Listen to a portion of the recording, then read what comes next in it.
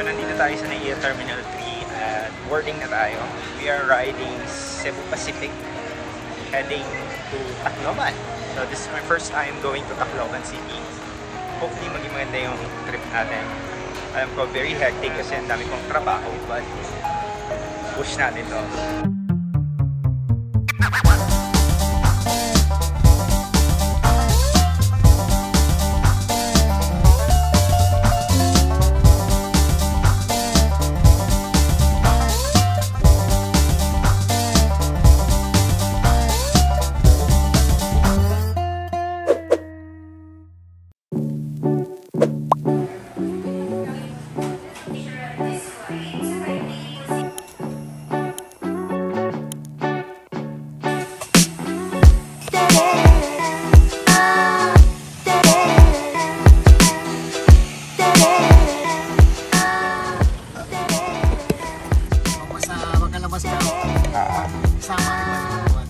Salamat po sa libreng sakay. Joke lang. So guys, we're finally here at CPAD Residences. Dito tayo mag-stay for 4 days here in Tacloban City. And first rule upon traveling, huwag sakay ng sakay agad. Kung si Kyle bigla na sumakay sa sakyan. So nasingil tuloy kami ng 450 pesos for the airport transfer. So airport to hotel, 450 for private vehicle. Pero okay na rin yun at first timer. Pero kasi sabi wala raw Grab dito sa Tacloban City. But you can do the jeepney or yung airport taxi daw is 500 pesos. So pwede na rin yan. Congratulations! You arrived. Ayan. Kasi sakay na sakay sa nang hindi nagtatanong. Masingil tuloy tayo ng 450. Kasama natin ngayon si Kael. Siya ang ating navigator. Okay, so we are at room 302. It's a low type. Hindi. Condo. Hindi. Basta may shared kitchen, shared lounge area. Parang gano'n. So, may mga roommates kami. May nakalagay ba? 302. Hindi na tayo guys. Room 302. Saan natin? Welcome po sa ating pong room.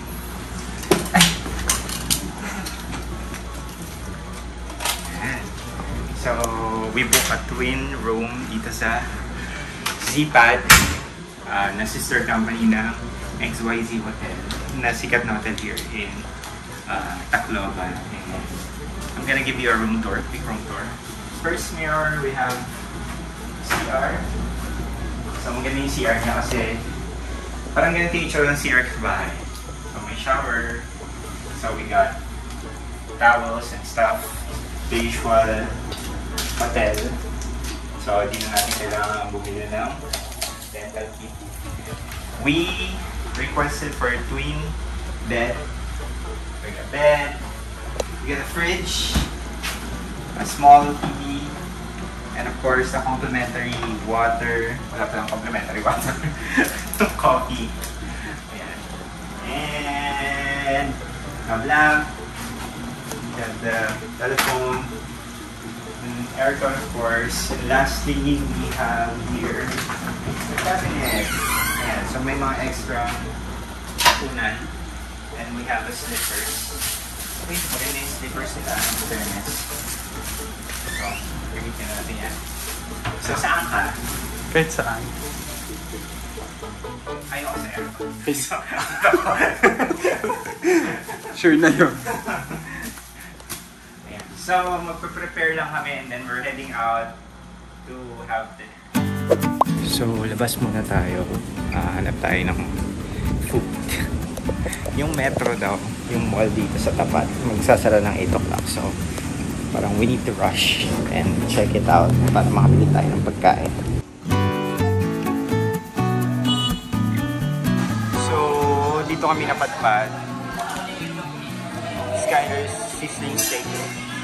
Order ako ng Hungarian sizzling Hungarian for 180 pesos. At si Kyle kumorder ng sizzling sisig with egg. So, ito yung order natin. Hungarian sausage. Kay Kael ay sisig. Wala akong sa hulog eh. Bili raw siya ng donut. Hey guys.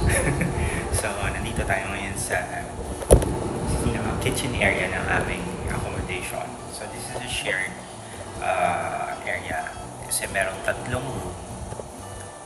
Meron kaming ka-share na sharing yung kitchen and lounge area. Ayun. So, kumbaga parang kami may housemates. And nakakatawa kasi nag-polo ko.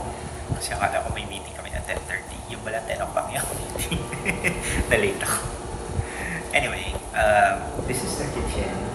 We have a table, dining table, and then that is the lounge area.